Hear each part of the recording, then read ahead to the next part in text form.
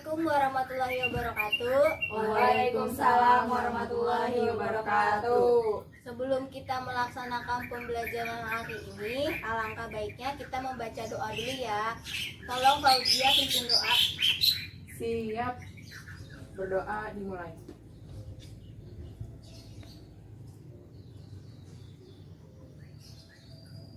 Selesai. Memberi salam.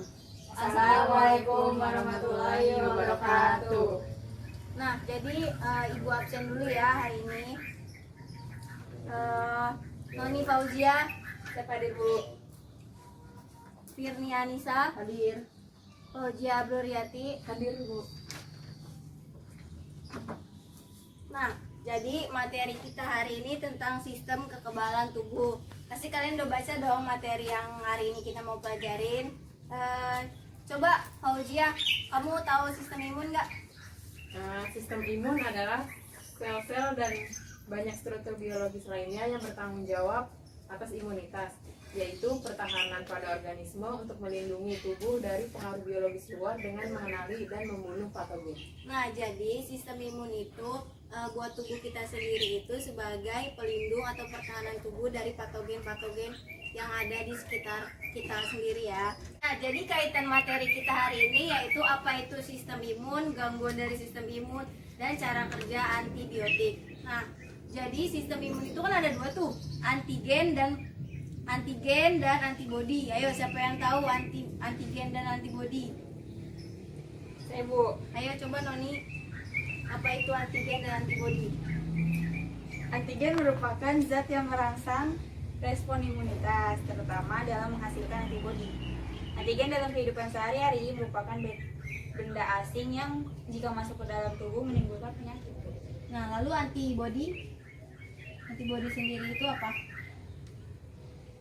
Saya Bu. Oh, Firni yang mau jawab. Antibodi atau imunoglobulin adalah protein larut yang dihasilkan oleh sistem imunitas sebagai respon terhadap keberadaan suatu antigen dan akan bereaksi dengan antigen tersebut.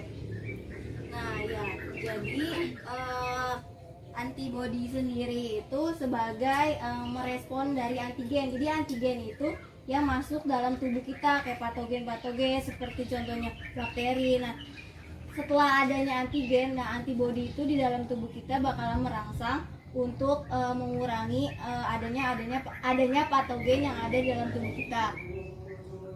Nah, jadi saya akan menampilkan sebuah video, kalian harus memperhatikan ya.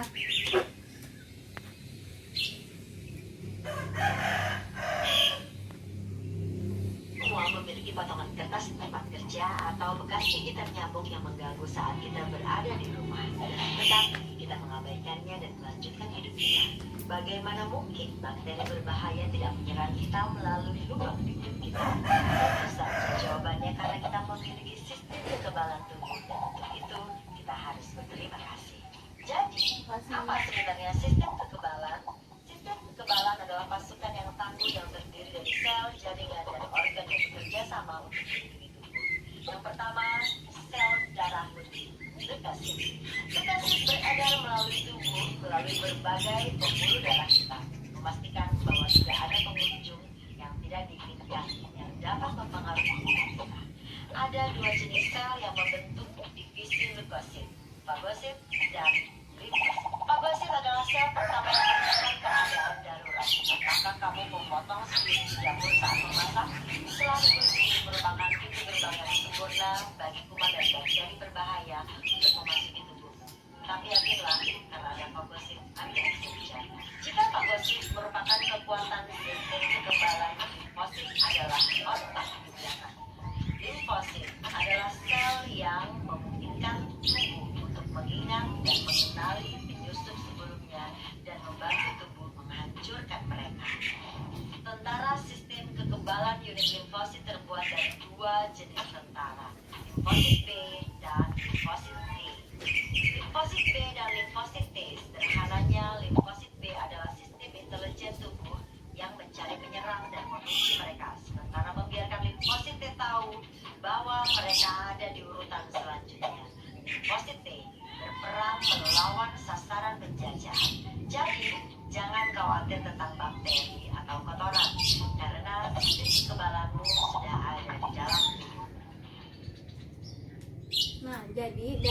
video kali ini dapat disimpulkan. Jadi ketika kalian terpotong oleh pisau, nah jadi di terpotongnya itu ada merupakan celah, nah, di mana celah itu bakalan masuknya bakteri-bakteri tapi terjaga oleh si fagosit tersebut. Tadi kan ada kata-kata fagosit dan limfosit. Ayo siapa yang mau jawab fagosit dan limfosit itu apa? Saya, Bu. Oh, Fauzia silakan menjawab. Ya, jadi fagosit adalah jenis sel darah putih yang membantu tubuh manusia dalam melawan infeksi dalam artian merespon. Terus kalau limfosit adalah salah satu jenis sel darah putih otak di belakang fagosit. Ya, terima kasih Fauzia. Nah, sampai video yang di sini ada yang mau bertanya lagi nggak? Saya, Bu. Ya, Noni dipersilakan. Kalau apa bedanya limfosit B dan T? Nah, kalau limfosit B itu di mana si patogen-patogen itu atau bakteri itu masuk ke dalam tubuh kita, tapi si limfosit B itu hanya buat menjaga, mengunci si patogen itu. Nah, terus yang selanjutnya si limfosit T itu yang bakal menyerang si patogen-patogen itu keluar pada tubuh kita sendiri. Materinya kita lanjut lagi ya, yaitu tentang gangguan pada sistem kekebalan tubuh. Ini siapa yang tahu tentang gangguan pada kekebalan tubuh manusia?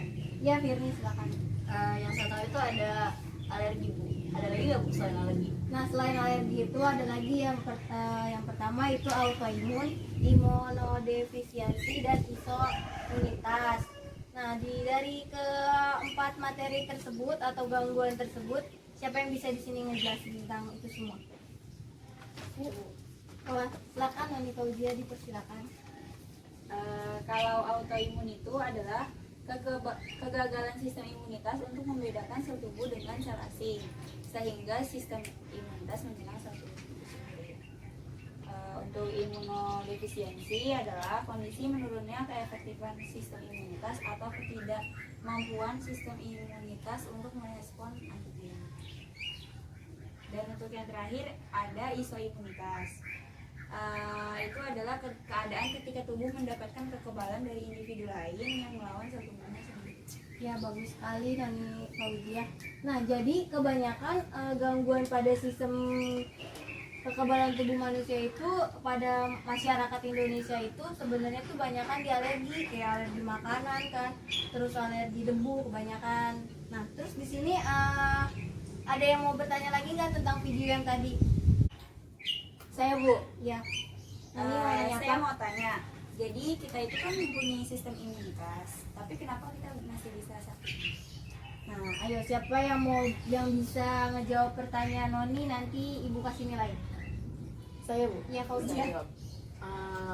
Kalau menurut saya, kenapa kita masih bisa sakit walaupun sudah ada sistem imun? Karena mungkin pola makan kita, Bu, gimana karbohidrat kita, protein kita, atau vitamin kita itu nggak tercukupi, jadi sistem imun kita tuh nggak kebal, nggak kuat. Gitu. Oh, baik, terima kasih Puji. Ayo dong, tepuk tangannya buat Puji ya. Nah, selanjutnya di sini ada beberapa tugas yang tadi sebelum kita masuk udah dikasih ya. Coba kita buka lembar tugasnya. Nah, di sini kan ada lembar kerja siswa. Nah, di sini tuh ada berupa suatu masalah di mana sistem imun itu terganggu. Coba nanti saya beri waktu 15 menit untuk mengerjakan soal-soalnya ya. Nah, dikerjakan dengan maksimal mungkin, nanti dipresentasikan di depan kelasnya. Sekarang dikerjakan ya.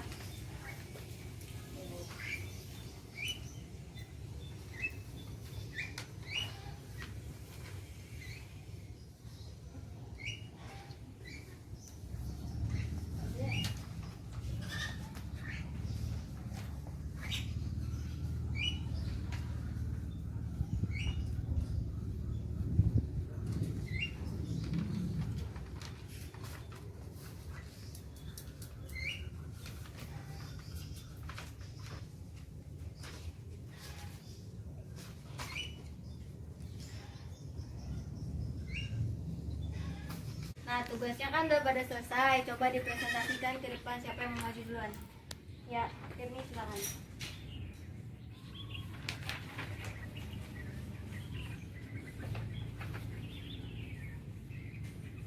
Saya akan menjawab pertanyaan nomor 1. pertanyaannya itu tentukan pokok permasalahan dari artikel di atas. Yang saya temukan itu ngebahas tentang alergi pada musim.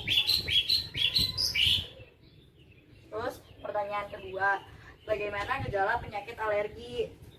Yang saya temukan di bahan bacaan itu, alergi itu gejalanya itu ada bersin dan batuk.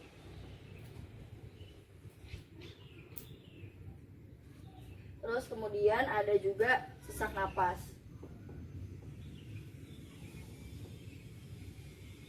Pertanyaan nomor 3, apa penyebab penyakit alergi? Dari sini juga ada beberapa contoh penyebab alergi. Yang saya temukan ini adalah bisa dari makanan, yaitu kacang. Terus kemudian ada gigitan serangga.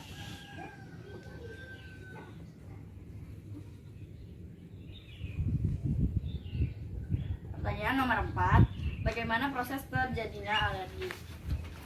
Untuk menjawab pertanyaan nomor 4, yaitu bagaimana proses terjadinya alergi. Proses terjadinya alergi terjadi karena respon tubuh atau sistem imun terhadap suatu benda asing.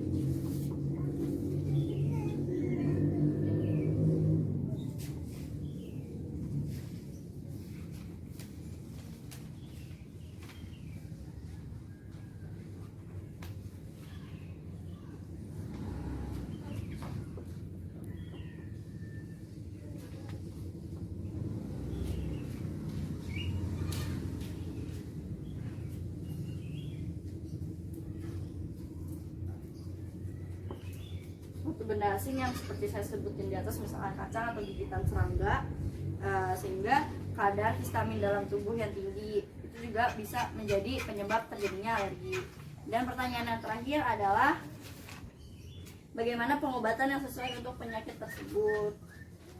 Ada beberapa pengobatan yang dijelaskan di sini, namun yang saya temukan adalah adanya pereda nyeri, golongan antiinflamasi, non-steroid atau yang biasa disebut NSAID, seperti aspirin, ibuprofen, dan naprofen. Udah, itu aja Bu dari saya. Ya, terima kasih ya Firni. Coba beri tepuk tangannya. Nah, jadi yang dijelaskan oleh Firni itu sudah benar. Yang lainnya itu nggak usah ya, nggak usah maju, biar Firni sebagai perwakilannya aja. Nanti yang lainnya dikumpulkan ya. Coba sekarang dikumpulkan.